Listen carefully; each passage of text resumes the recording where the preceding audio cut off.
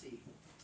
I want to start though with reading from the book that is not from You and I Was Young and Old. This is Loon in Late November Water that came out from Red Dragonfly, and I want to read it to set the tone for most of the poems I want to read are about friends and friendship. This is called Old Friends.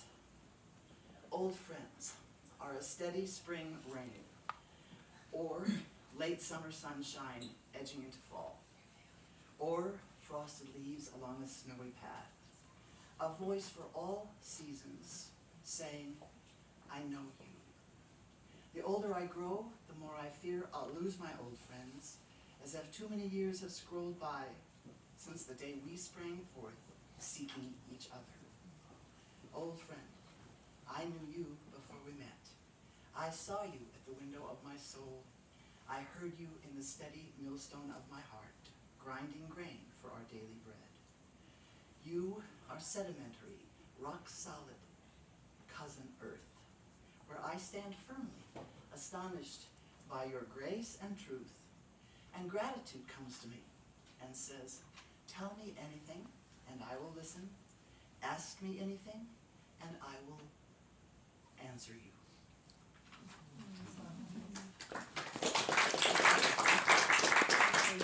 So here's a little poem also about friends. This one is about my husband, who's my friend, and another place I go for friendship, which is into a lake. We fish are quite marvelous friends. A home away from words. I slip my lanky self into the silver smiling lake and swim along the shore to watch the lakeweed sway, green and gray, and swarming fleeting fish the size of sardines and salad plates. I stop to rest on a rock shaped like a mushroom, slick with hairy green moss, where I try to stand until I slide off and stroke back through pondweed sprouting up from the darkness below, where dead trees lie, sodden, broken, and studded with shells.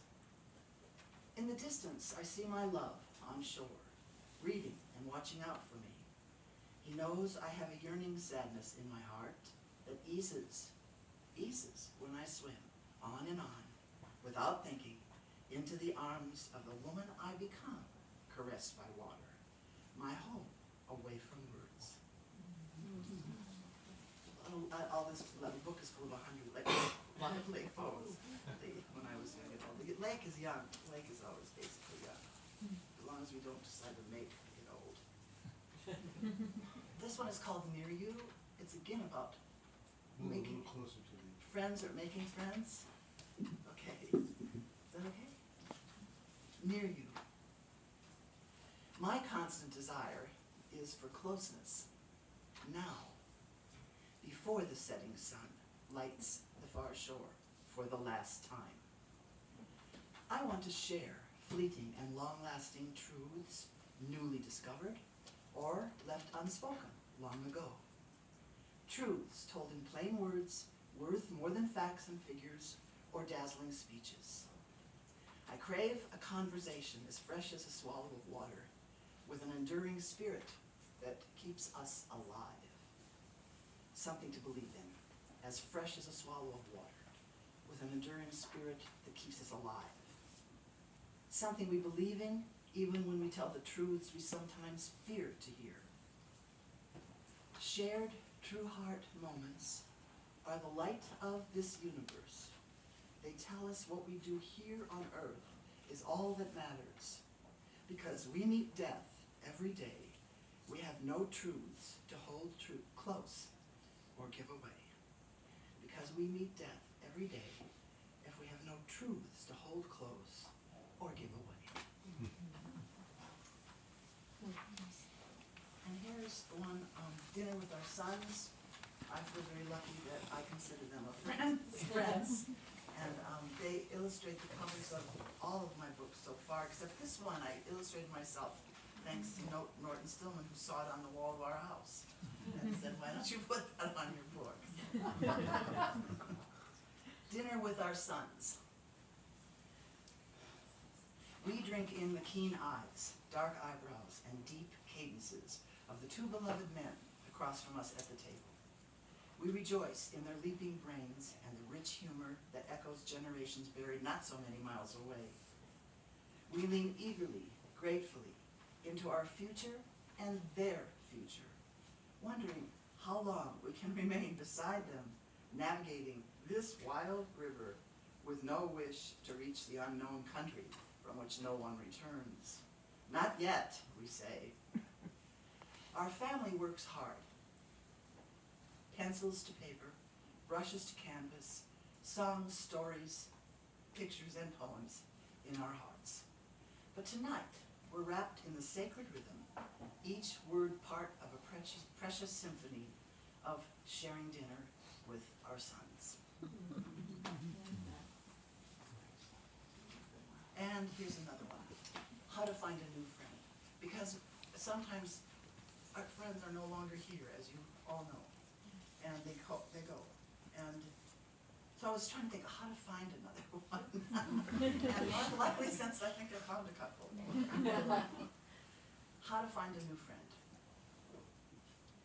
Don't forget how lost you felt when your old friends died, and try to believe in laughter again. Don't think too long and hard about anything, or brood about what you remember or forget.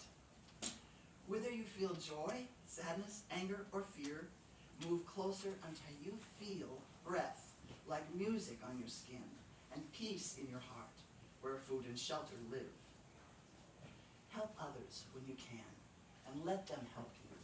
And don't worry about heaven or hell. It's what you do and say here that matters most. If you travel my way, don't trust that I'm good with words. They have escaped me all my life, and I can't speak or write as clearly as I wish.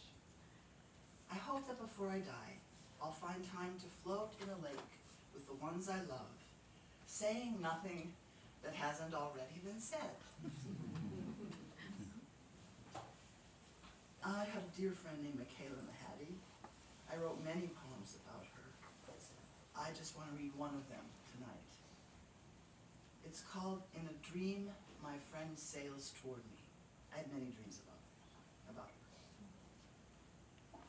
In a dream, my friend sails toward me, smiling, her hair grown only a few curly inches. She says, I know my path will be short. I smile back at her, blessed by this woman I love, who can no longer talk and share with me, since the friend she turns to now is death. This dream is true, but nothing that she has meant to me will pass away. Her last breath will become my first breath each time I breathe. She'll live in my heart the way the last wave rolls on shore with the same unfailing rhythm as the first, then fades away, then returns, rejoining me, rejoining us, again and again, lending its voice to the planet's turning.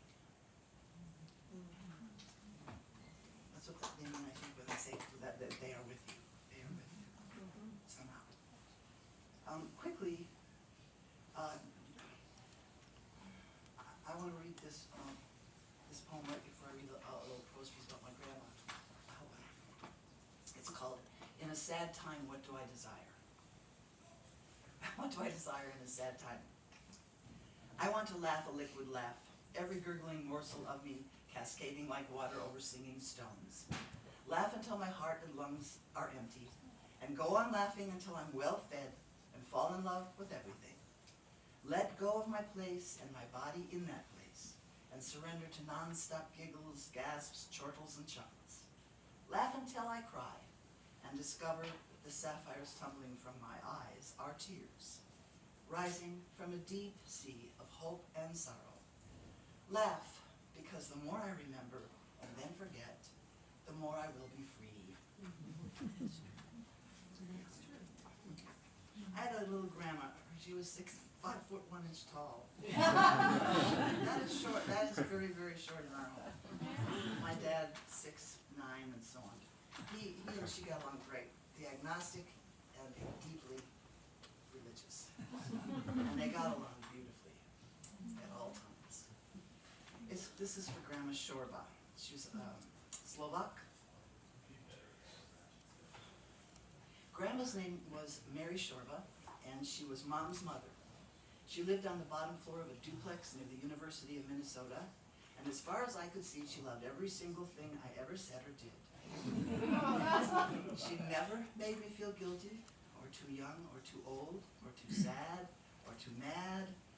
She said she couldn't get enough of me, and that she was happy as a lark when I came to stay, because I always helped her look for her eyeglasses, and I ran errands when her legs were hurting. I have trouble walking because a car ran over me and broke nearly every bone in my body. When your mom was only 2, Graham said. She pulled up her dress to show me the crescent-shaped scars on the insides of her knees. I was laid up in the hospital for 6 months, and all that time I didn't set eyes on your mother, my darling Mariana. She had to go and live with my parents. Couldn't she come and live with you in the hospital? Young children were barred from hospitals in those days because of diseases. When I got out, your mom didn't recognize me at first. Why did the car run over you?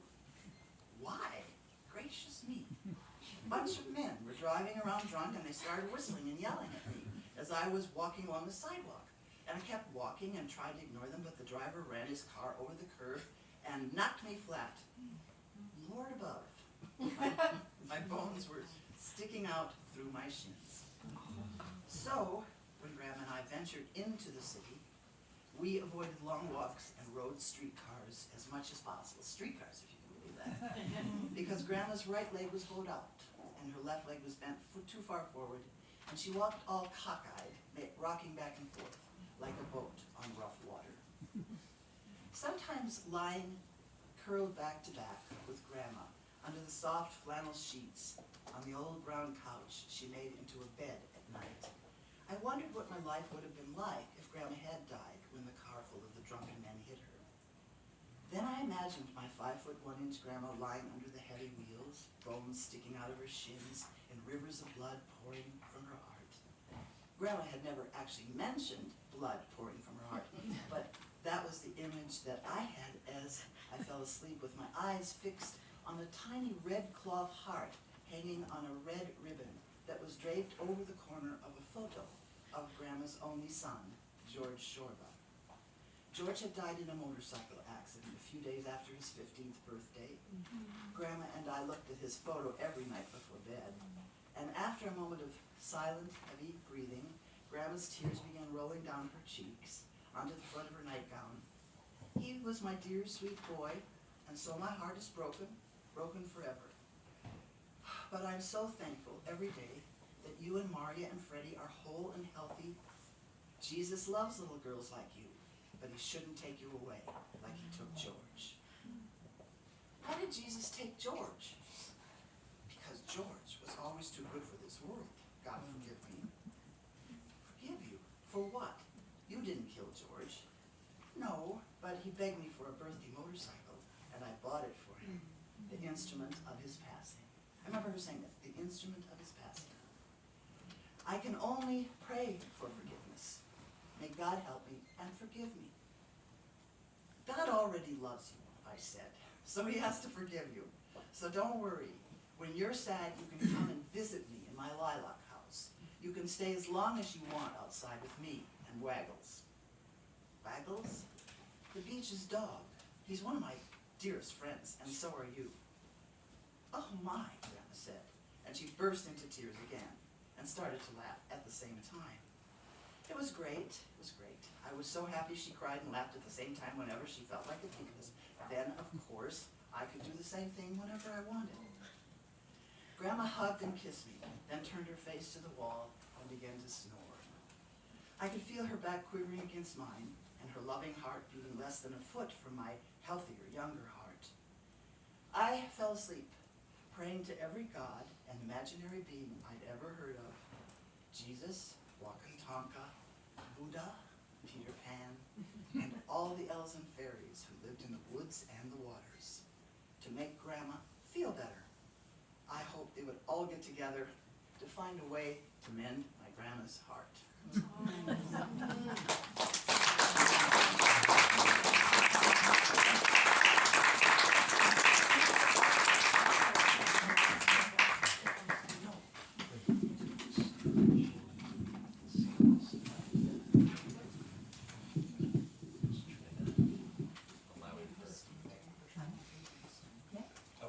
stand, right? Yeah. Yeah, perfect. Thank you so much. Next. Soon, I'm gonna stand. Soon. Next, we have Norita Dittberner-Jax. She was born and raised in the Frogtown neighborhood of St. Paul, the sixth of 7 children. She was educated in parochial schools and graduated from the then College of St. Catherine.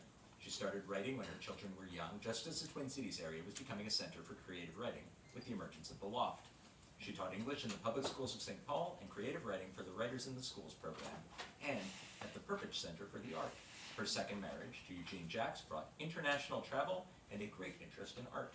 In retirement from teaching, she returned to academic life, earning an MFA in poetry from Hamline University. Norita is one of the poetry editors for Redbird Chapbooks. Please join me in welcoming Norita.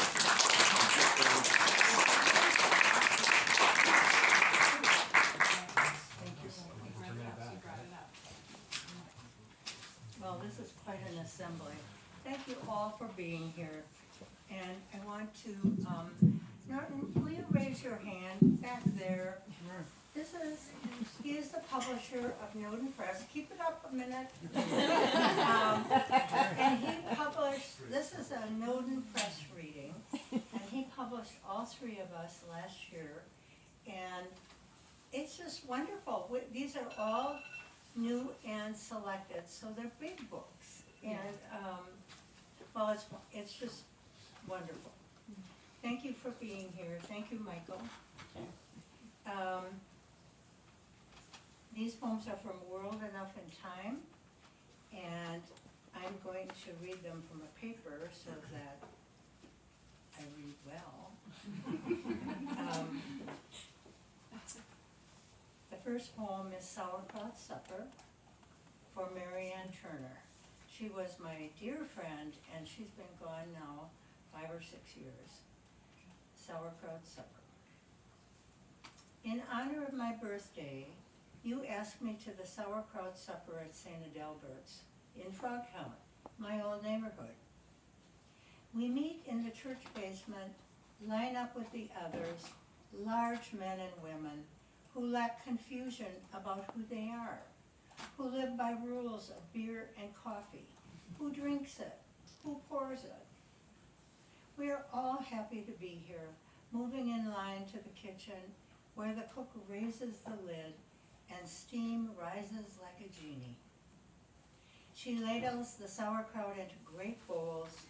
Other women pass us carrying platters of roast pork, bowls of potatoes, apple pie, a feast of pale foods. There isn't a green for miles. No broccoli, no zucchini, those foreigners in the new land. Nothing sharp, nothing to vex our souls that have traveled so far from our starched childhoods, as if we had all pushed our chairs back from the table and vanished years ago, leaving our ghostly mothers with the dishes.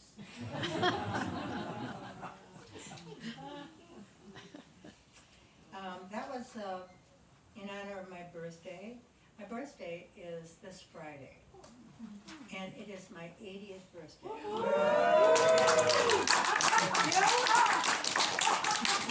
You didn't think I could curtsy in this. I thought you might. This is another poem that it's a spring poem, and it mentions my birthday. Rain. Sheets of rain, soak of April, heavy falling down water, running like thieves through the street. I was born in this month. When my mother brought me home, the soles of the children's shoes were eaten away by the downpour. Cardboard soles, the rationing of leather during the war. Later, my dad took me to Schloff's for sturdy brown Oxfords, which would not disintegrate under any conditions. Today I smelled the rain on dirt smell, fat drops hitting hard scrabble, rain soaking thick thumb weeds in empty corner lots.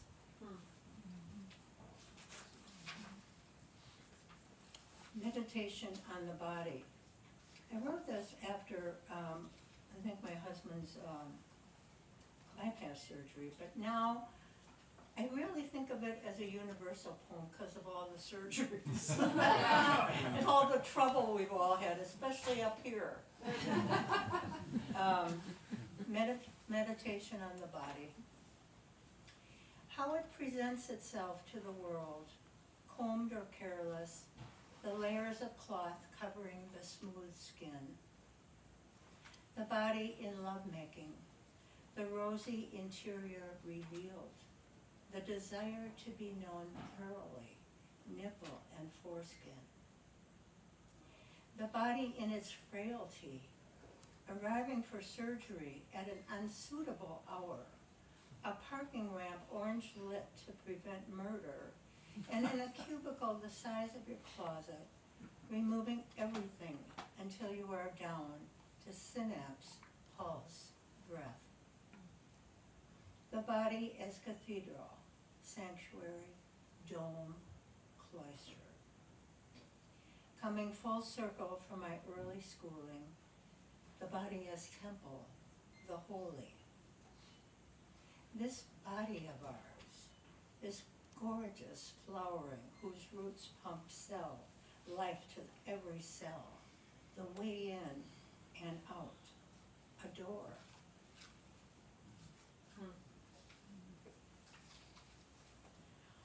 And this poem has a little anger in it. I like to have a variety of emotions. Regret for things lost. Not husbands or home, not umbrellas, not the keys I've left scattered widely as male seed in the world, but a shirt stolen from the clothesline years ago. A shirt in which I felt perfectly myself, the ache of that blue striped theft. And bracelets, one from my brother of antique silver that I wore on my wedding day, the other from my husband, a simple gold band, ring for my wrist, both lost, one in Bemidji, one in Cornwall. Blue clipped earrings, the only ones I ever loved, sacrificed for a more severe version of myself, the woman I was, lost with all her accoutrements.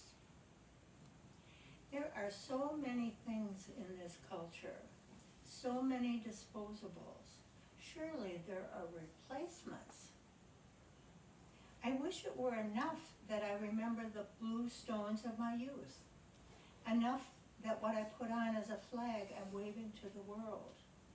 Enough to be a woman who has been given bracelets of silver and gold, but something in me is willful, wanting them back, hungry to hold them again. My things, jewelry in my palm, shirt on the clothesline where I left it.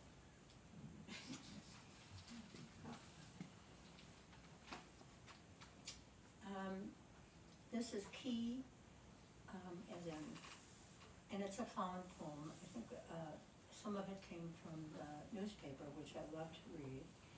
During the pandemic, there were so few people staying in hotels that they opened them to the homeless. So key, a found poem. After he was given a bed in a hotel room, his mind cleared. He's rested and mad at himself for the choices he's made. He said, we have no idea how exhausting life is without a home. Finding a bed at the shelter, and if they're full, riding the light rail all night or stumbling in the cold until dawn. Not a partition, not a plastic sheet hanging between cots, a key, a bathroom, a bed with clean linen. He locks the door, 11 hours straight the first night, 14 the second. He sleeps. That is no longer the case now. There are no homeless in the hotels. This is to Eugene, my husband. took a very interesting writing course in a tiny town in southern Spain. And it was the first time I ever really did anything like this. So this is to Eugene. I crossed the country, flew straight over the Atlantic to Madrid, another plane to Alicante, where a courtly man drove with skill up and down the mountains to the artist house on Carré Marais de Maraco, where I was welcomed and shown a room with a single bed, in which I slept to the bells of Saints Cosmas and Damian and the rooster, straight into Sunday, to find the one public phone in the village, along the flank of the church, and with the noon blaze full upon me, fished my telephone card, €5, 50 minutes, out of my purse, the salt of sweat blurring my vision, punched the numbers, the English number, the PIN number, and your number, which is our number, and got it right. Hello, you said. Hello.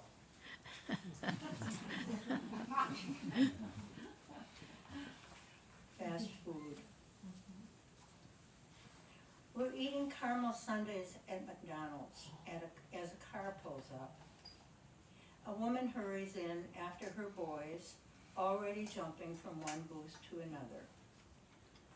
Two guys talk nearby, one of them gesturing, making a point that we can't hear because the ice machine is making a frappe. Another woman arrives, so alive in her blue sleeveless blouse, checking the menu overhead, talking on her phone, getting the order straight. The clerk with the least seniority sweeps the place. We're all just living a summer eve. The sun is going down on us, leaving the softest darkness in the trees. You know, I've never read this poem. I wrote it in the last couple of years, and it's in this book, but I have never read it, so you're going to hear it. The life of plants. A plant which looked to be mature, but then blossomed unexpectedly. A surge of nutrients from another plant, cross-fertilization, a noticeable growth. They flourished, both robust, sending out shoots for years until the mate plant weakened, the source of nutrients changed.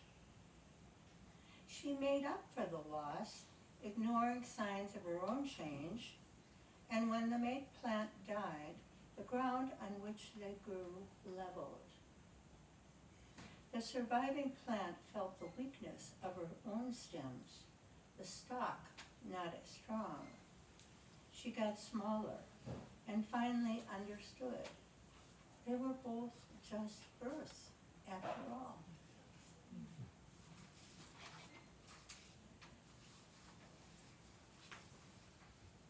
Graduate.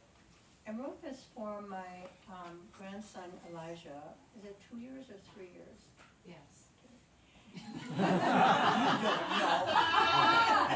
Three. Let's say 3. You said 3 years.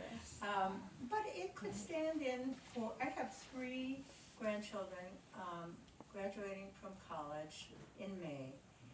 Henry, Jack, and Olivia.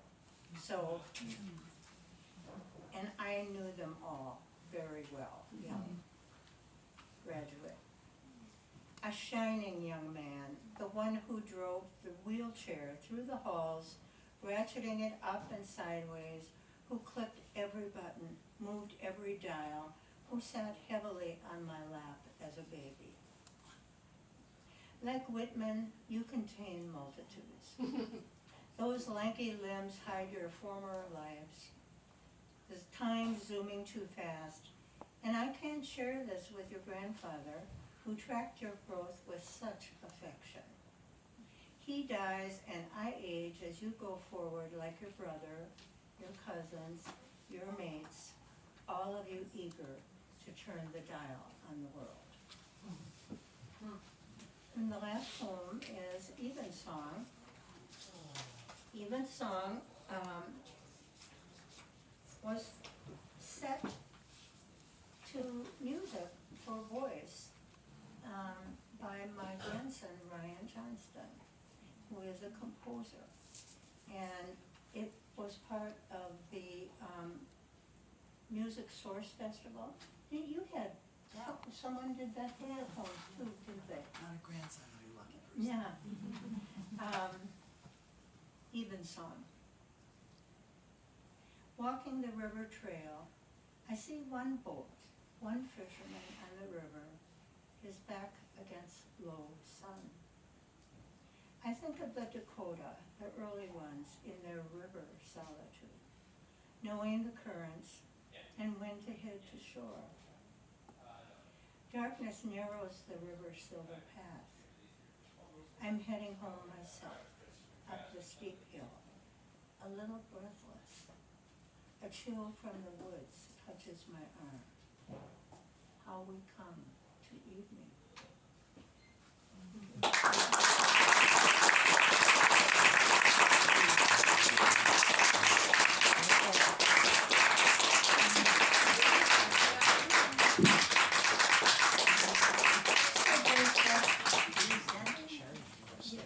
I'm going to stay. All right.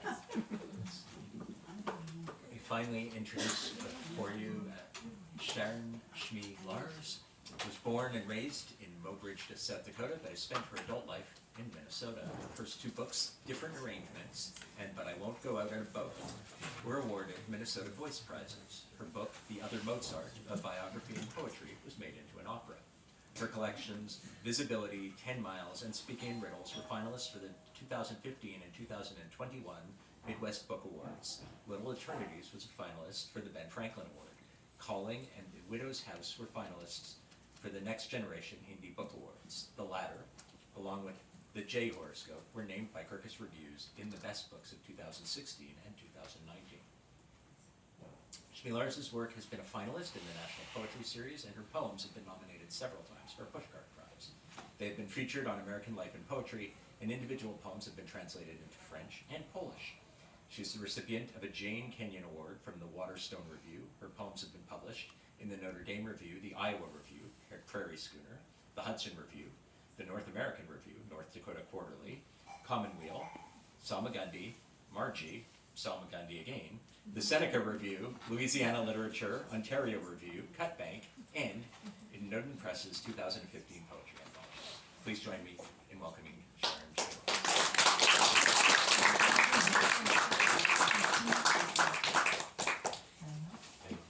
You can just help me move over there in case I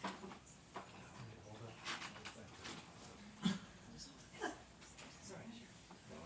It's change time. Don't dance. And the rest Don't comes. dance.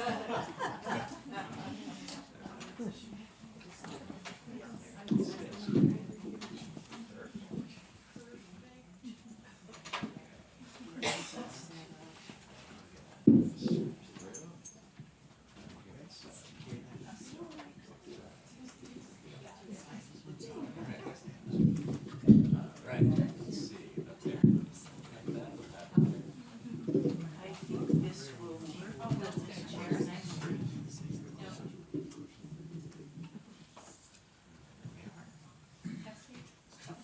Whew. Well, that's it, folks. I have a little note to myself to say thank you for coming, especially tonight with all the traffic and everything. But I also wanted to say it's just been grand reading with these two women poets. Nevertheless, I'm going to start out with a little bit of Hell and Damnation. The first part of this book, A Duet in the Little Church, which is not religious, it consists of new poems. So this is a new poem. It's called Waking at Night. Such a short distance between genius and shit. Take those elephant turds, Bruce Conner, 1991, Walker Arts Center, stacked in piles on the floor, soft cannonballs, so appealing to some humans, something we can all relate to. In my claustrophobic tiny corner compared to the Milky Way, I am happy. Moon devotee that I am, when a rag of the ancient floats firsthand outside my window. Take these lines I've scribbled in the darkness around my bed. I hope they don't entwine, as illegible by daylight as barbed wire. Some French girls stood behind, on display at the end of a war, brunette and blonde collaborators whose hair was shorn, cut off or bedding up with Wehrmacht men who gave them cognac and nylons they could sell on the black market for bread. They were cross and bones thin, all skulls, spat upon, reviled little female Christs. It's just dizziness. It'll pass. It's just this time of night and the room so small, there are bad dreams and then it's over and I can go back to sleep again. But why would anybody pilfer feces from the elephant kings? Reverence? Even elephant spirit eyes pop, seeing their dung bargained off alongside their ivory tusks. So from what there on in the book, I'm just going to skip through a little bit. This is one of the first poems I wrote when I just wanted to sit at home and not go to work and write all day. Window. It's called The Poet's Double. The telephone rings. It's for the poet. Who's this, I ask? The New Yorker? You want her latest poem? She's flown the coop to escape the list, she said. Today shopping, groceries and liquid plumber. We pour the plumber down, let it settle as we make supper, put away groceries, feed the cat, and change the bedding. By that time, we'll have eaten. The drain will be unclogged so we can do the washing. What? Yes, it's a round-the-clock life. I keep order so she can write. Lightning struck this morning. She said I've got a paycheck for a heart, a wad of guilt in my frontal lobe, an obsession somewhere between Teresa of Avila's and Cinderella's. What we need, she said, shouted, is more Virginia Woolf. Who? I asked. And she burst into tears, wasting more of her writing time. I mean, if she really wanted to, she'd just sit down, get at it. After we finish the taxes, that is, we'll get a refund, we want the money. You say you pay for poems? I'm sorry she missed your call. She mumbled something about warmer parts as she stumbled out the door, which she didn't bother to close. Wasting fuel. Well, we'll pay for it. I make sure. One of us always does.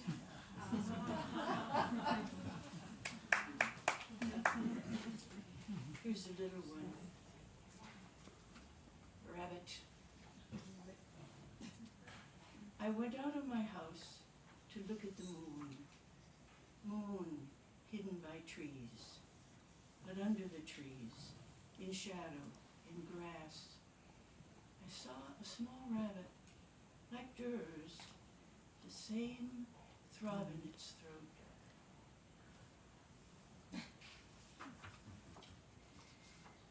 One day, well, 1 year, I planned a vacation, a writing vacation. I found my husband was going to stay home, I found this cabin north of, what's that town, right out of Duluth, Two Harbors. Two Harbors. It didn't have a telephone, it didn't have a radio, it didn't have TV, it had nothing, and this was in the days before cell phones. So I could just sit and write, and I thought, well, maybe I better bring some books along. And I went through I had some books I wanted to read, but I went to the library, and I was just going down the stacks, and I saw, oh, the Mozart family. I didn't know he had a family. I mean, didn't he just pop up and be a musician? So that book caught my attention, and I checked that one out, and I found out that he had a sister who was just as talented. But she happened to be feminine, a woman, and she was not granted the same experiences that her brother was. So this struck me so hard, I wrote a whole book about her, a biography of Nana Mozart in poems. And this is one of them, one of the characters that minor characters in her life. It's called The Glass Lady. Glassware and bottles, that's what it holds, and personal delivery service if you miss the postal coach. Regular once a week between St. Gilgen and Salzburg. That's how I met the Mozarts. The mister in Salzburg, the daughter in St. Gilgen. Yeah, and if I had just one kreutzer for every time I've driven the wagon up to number 8, the old Tanzmeister's house in the Sonnenballplatz, and the package for the daughter wasn't ready. A minute he snipes. I glares. Why not? As if it's my fault he's late. Herr fuss and clamor storms about the room. Herr bustle von string and scissor. Such an old man. Take your time, I tells him. It's your money lost if something gets broken. He cinches his bundles with double knots. I gives the old codger my highest praise. You would have made a good shipper. Everything from duck to broken clavichord string, the daughter sends him. Don't lose it, she says, pulling on my sleeve. I hates it when they pulls on my sleeve. I never lose wares, I mutters, not if they're packaged good. And would I want to steal her fishy smelling clavichord string? She thinks I'm running short. No, Mum, I says, munching her packages down good between bottles and straw in the wagon bed. It's important, she says, what they all say. It's the lake, she says. Strings snap, then I can't play. Oh, I know what snaps in the prefect's house. Cook tells me it's in the marriage contract, don't you know? 4 hours a day the wife plays. The 5 kids go wild in the house. Their racket floats out the windows with her music and the prefect's voice tighter than a knot. Someone keep them quiet. Cook says she's played for the King of England himself. She gets no raves from me. If I don't haul, she don't play. And that was Nano's fate.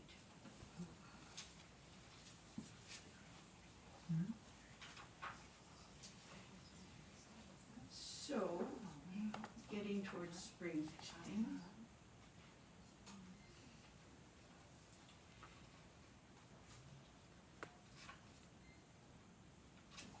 lilacs. A bouquet of lilacs, big as a bush, lush, rich, a translation from Tristan and Isolde's Purple Song of Tumescence. In my room, presence, present as inheritance, a fragrance, in remembrance of flesh. Only the sidewalk's neighborliness restrains the lilac's opulence, the noise they make in the street, their genius, favored by gods of scent and color. Even in an old bush, brittleness breaks out of its gooseneck pattern, become a stroke we love to feel on our lips and necks and thighs. I'm going to read two more, and the second one is really very short. So,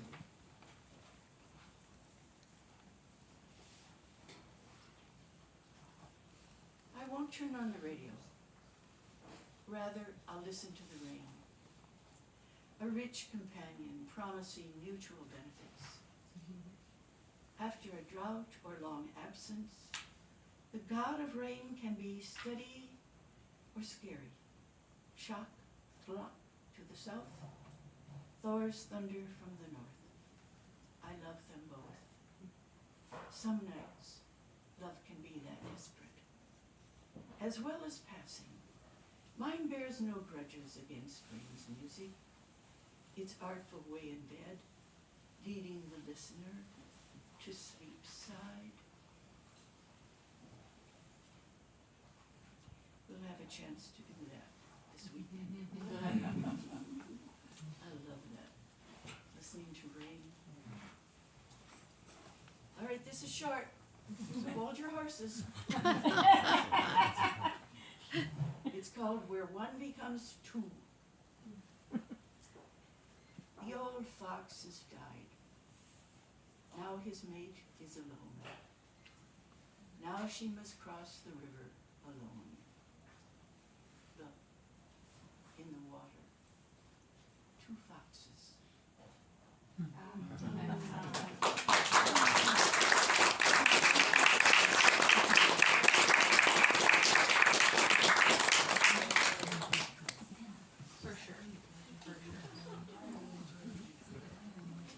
Okay, at the end of these events, there's a temptation for people to run over to the person they're with and tell them how much they enjoyed that.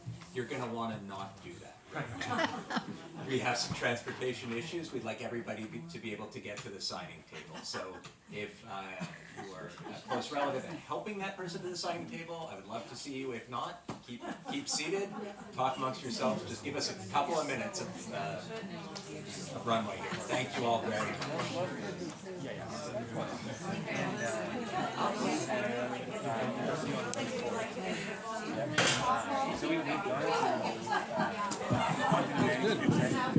It's always better to hear them read. Sharon's very dramatic. I feel like she should write it. That's more what the response was saying. It needs improvement. Here's where I think it could be improved. So it's easy to make have Oh, yeah. I ran into her on the street. Have you all enjoyed it's getting warmer outside? I asked her what she thought about the cargo thing. She said, well, I don't know anything about it. She's not a very nice person. Well, you know what sealed it for me was I read an article, kind of a secondary article, and they said that her husband was worth $4 billion or something like that. She's suing her brother because the parents lent him some money and yeah. Oh, you really need money? Yeah, I don't know. However much it was, you don't need it. That was but I don't know why, but I watched, she did a video for her Lauren or McLaurin cars or whatever. She has 4 of these cars. They cost $1 million each. And she did a video, advertising video, talking about how much she loved them. DeLoreans, they're called.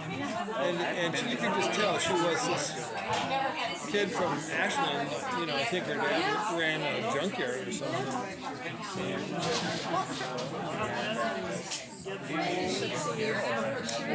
Right. Yeah, and probably Cargill probably they may deal with oats a lot. Maybe there was some kind of family tie in there. Have to see. You want to scoot by here? Well, that's okay. I'm trying to get out of the way. I saw him. He was sitting right here. Is she gonna come back? When I first went there, I saw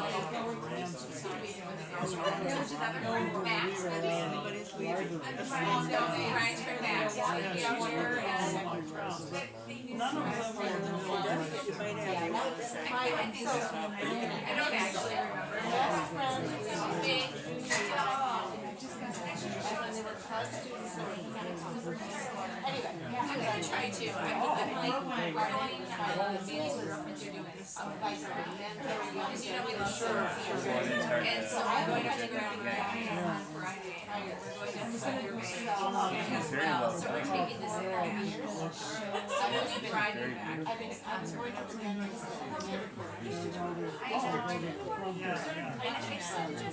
I'm worried I really like practitioners, so helping, but 3 months ago, like, his name doesn't really care. I mean, they will submit the bill, but I haven't met him in person, so. Hi, here, let me, Who am I meeting? let me, step over. just like to keep it consistent. Hi, Joshua Preston. Yeah, nice to meet you. Friend of Norton, a friend of Jim Linfesti, and so I've been helping Norton with some of the editorial work we noted. Oh, good. Yeah. He gets the big pile of stuff. Yeah, and so we're the ones kind of digging through the big pile. And then are you finding some nuggets of brilliance? Before, Some emphasis on some. Yeah. Well, good. I'm glad to meet you. I think that this year he was quite a personality. seems like we got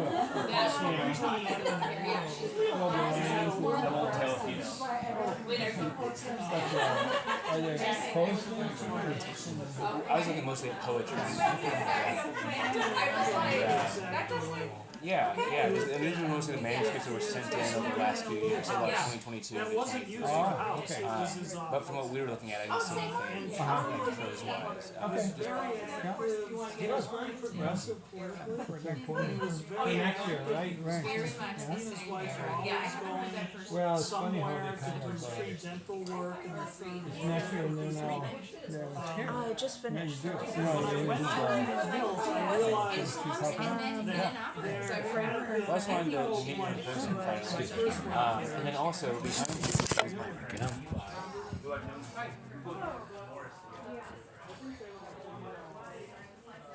Stop.